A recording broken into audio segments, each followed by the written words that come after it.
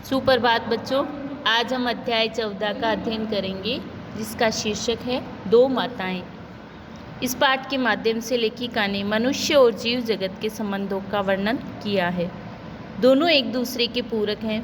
फिर माँ तो माँ ही है, बच्चा चाहे मनुष्य का हो या पशु का। पशु भी अपने बच्चों को किस तरह प्रेम से रखते हैं, ये इस पाठ में बताया गया है। भारत के तथ्य और बेतार विभाग के कर्मचारियों को विभिन्न और विचित्र तरह के अनुभवों से गुजरना पड़ता है। वे लोग भारत के वन्य प्राणियों तथा आदिवासी लोगों की जिंदगी के बारे में नई नई खोज खबर जुटाते फिरते हैं। ये कथा भी उसी तरह की एक घटना पर आधारित है। असम में एक अपरिचित जगह में पहाड़ की तलहटी में आदिवासियों का एक छोटा सा गांव है। गांव का नाम है हतिया।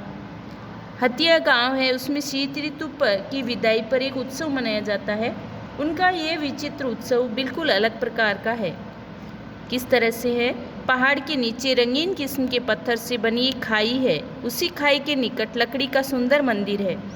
मंदिर में कोई मूर्ति नहीं है, बल्कि दीवार और छतों पर खुदाई करके बनी छोटी छोटी मूर्तियां उपस्थित है, जिनमें हथिनी के निकट बच्चा हाथी, एक स्त्री की गोद में छोटा बच्चा। मतलब वहाँ एक मंदिर है, उसमें कोई मूर्ति नहीं है, बस एक हथिनी की मूर्ति है और पास में एक स्त्री की यानी एक औरत की गोद में एक छोटा सा बच्चा है।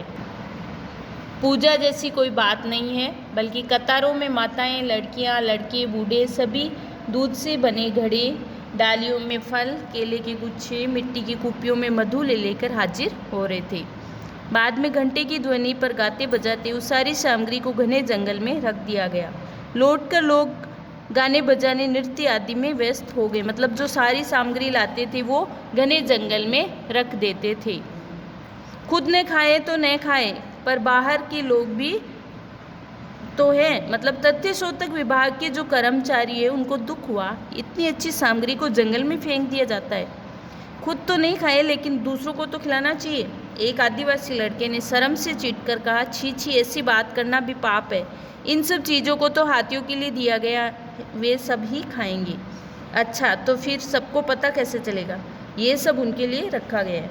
क्यों? घंटों की आवाज़ है न, गाने बजाने की तेज़ आवाज़ सुनते ही वे सब पहाड़ की तलहटियों से इधर निकल आएंगे। मतलब घंटे की ध्वनि सुनते ही वो सब हाथियों के जो झुंड है वो बाहर निकल आते हैं, और इन सब मामलों में वे बड़े होशियार होते हैं। लेकिन इतने सारे जानवर हैं, फिर हाथी ही क्यों आते हैं? इसके जवाब में गांव के बड़े बूढ़ों ने वह किस्सा कह सुनाया जो इस प्रकार है। मतलब वो क्या किस्सा है, उसके पीछे क्या राज है, वो सुनाया गया। इसके जवाब में गांव के बड़े बूढ़ों ने ये जो किस्सा सुनाया वो इस प्रकार है कि उस समय हाथियों का यहाँ ठिकाना था। मनुष्य और हाथी दोनों मिलजुल कर रहते थे।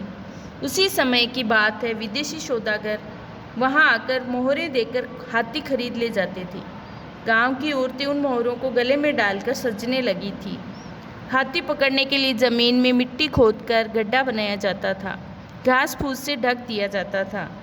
हाथियों को पता नहीं चलता था, उसके ऊपर चलते ही हाथी उस गड्ढे में जा गिरते थे। सौदागर लोग आकर उन्हें गड्ढे से निकाल कर ले जाते थे। जाते समय गांव के मुखिया को मोहर दे जाते थे।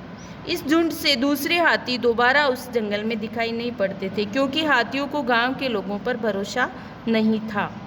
गांव वालों की इतने दिनों से एकमात्र शत्रुता बाघ से थी। अब तो दो शत्रु हो गए, बाघ और जंगली हाथी। हाथी भगाने के लिए खेत पर पहरा बैठाया गया। कनस्तर बजाकर खबर कर दी जाती थी कि हाथियों का दल आ रहा है। लोग मशाल जलाकर तैयार हो जाते थे। बाघ बिना किसी तैयारी के घुस जाते थे।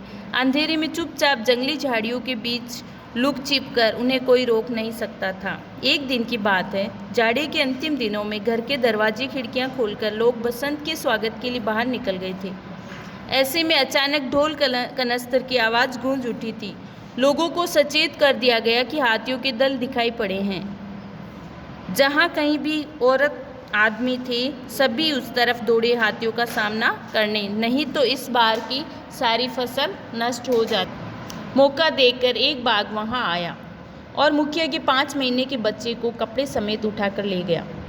बच्चे की माँ की नींद वैसी हल्की होती, आँख खुलते ही बाघ को देखा और बाहर रखी मशाल को उठाकर लखियारे पुकारती उसके पीछे पीछे दौड़ी। घर में और कोई नहीं था। मोहल्ले की औरतें औरतों को जब ये खबर पड़ी तो वे सब भय के कारण आगे नहीं आई। मतलब वो जो औरत का बच्चा है उसको बाघ है वो उठाकर ले गया, तो वो औरत है वो मशाल लेकर पीछे दौड़ी है, और जो मोहल्ले की दूसरी स्त्रियां हैं वो भी सब भय के कारण, डर के कारण आगे नहीं आई है। बाघ जंगल की तरफ भाग गया। जंगल में छिपने का जो रास्ता था वह हाथियों के चलने का था, जहाँ गड्ढे बने हुए थे। अब गड्ढे के अंदर डाल पात बिछे थे, उस गड्ढे में हाथी का एक बच्चा गिर गया था। बच्चा हाथी के रोने की आवाज़ ठीक मनुष्य के बच्चे की तरह ही थी। अब गड्ढे के ऊपर उसकी माँ हथीनी छाया की तरह चारों तरफ चक्कर लगा रही थी। बाघ उसकी बगल से निकल गया। आंखों की कोर से माँ हथीनी ने बाघ को देखा। चील के झपटे की तरह तेजी से चिंगाड़ती हुई हथीनी बाघ के पीछे दौड़ी। मतलब हथीनी की नज़र जैसे ही बाघ पर पड़ी तो बाघ के हाथ में बच्चा था, वो देखते ही हथीनी उसके पीछे दौड़ी। गड्ढे में बच्चा पड़ा रहा। उसके बाद जंगल की कंपाने वाली भयंकर आवाज़ आई। बाघ के पंजे से छुड़ाकर बच्चे को अपनी सूंड में लपेटे हथीनी मुखिया की औरत की गोद में बच्चा रखने के बाद चुपचाप वहाँ खड़ी रही। बच्चे के शरीर पर कंबल लिपटे होने की वजह से उसे कोई खरोंच तक नहीं आई। अपने बच्चे को चीखता चिल्लाता छोड़कर वह औरत ताबड़तोड़ गड्ढे के ऊपर से झाड़ियों, कंटीले पत्तों, डालों को अलग करने में लग गई। फिर वह धीरे से गड्ढे के किनारे किनारे पांव जमाते हुए नीचे उतर आई। हथीनी की बच्ची को कोई खास चोट नहीं आई थी, लेकिन वह डरा सहमा सा था। अब उसे गड्ढे से ऊपर उठाने की समस्या थी। वह औरत फिर से ऊपर आई और पेड़ की डाल को दो मोटे टुकड़े आड़े तिरछे गड्ढे में डाल दिए और सीढ़ी की तरह ये टुकड़े स्थिर पड़े थे। उसके बाद औरत नीचे गड्ढे में उतरकर बच्चे को धीरे धीरे डाल के सहारे ऊपर उठाने लगी। कई जगहों पर उसे जख्म भी लगे, पर उसने दम साध कर किसी तरह बच्चे को ऊपर की तरफ ठेल दिया। ऊपर से हथीनी ने अपने बच्चे को सूंड से लपेट कर खींचा। बच्चा ऊपर आ गया। मतलब जो औरत थी उसने हथीनी के बच्चे को गड्ढे से निकाला, और जो हथीनी थी उसने औरत के बच्चे को बाघ से छुड़ाया था। तब तक भोर हो चुकी थी। हाथियों के दल को भगाकर मुखिया गांव के अन्य आदमियों के साथ जब घर लौटा तो बाघ के पैर के निशान देखकर दंग रह गया। उसे समझने में देर नहीं लगी। डोरी, रस्सा, कुदाल, बर्छा लेकर कई आदमियों के साथ वह जंगल में घुसा। जंगल में पहुंचते ही जो दृश्य सामने आया उसे देखकर वे सब अवाक रह गए। हथीनी का बच्चा अपनी माँ हथीनी से चिपटा खड़ा था। माँ हथीनी अपनी सूंड बच्चे के शरीर पर से फेर कर उससे प्यार कर रही थी। उसी जगह उसकी स्त्री भी अपने बच्चे को सीने से लगाए बैठी थी।